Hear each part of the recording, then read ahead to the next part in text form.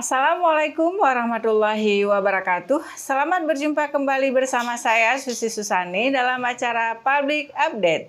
Berita hari ini terkait Brigade Nusantara dan Yara bantu kuli bangunan penderita diabetes di Aceh Utara. Brinus Aceh Utara bersama Yara turut langsung membantu Supriyanto, seorang buruh bangunan yang menderita diabetes di Gampong Aluluhop, Kecamatan Cotgire, pada Selasa 7 September 2021. Supriyanto sejak 6 bulan terakhir hanya dapat berbaring di rumahnya. Buruh bangunan itu tidak lagi dapat mengais rezeki dikarenakan penyakit DM yang dideritanya.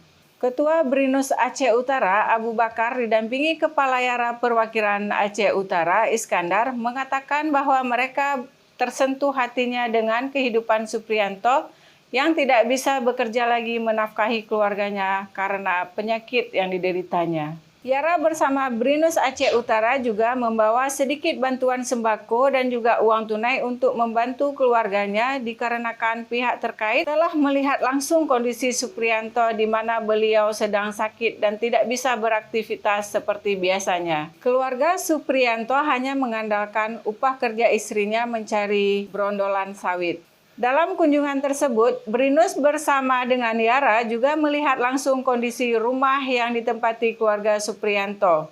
Rumah itu berlantai semen berdinding kayu dengan satu kamar yang disekat tripleks sebagai pembatas. Rumah tersebut juga tidak memiliki jamban dengan kamar mandi di luar yang jarak 5 meter dari rumah. Di tengah pandemi COVID-19 ini, mencari kerja mungkin agak sulit. Ditambah lagi di saat ini, Supriyanto sudah tidak dapat beraktivitas seperti biasanya. Hanya mengandalkan upah dari istri tentu tidaklah mencukupi.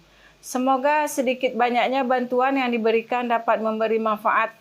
Ketua Yara Aceh Utara, Iskandar, mengatakan selain dapat meringankan biaya berobat untuk Supriyanto, pihaknya juga berharap bantuan sembako yang diberikan juga dapat membantu perekonomian keluarganya.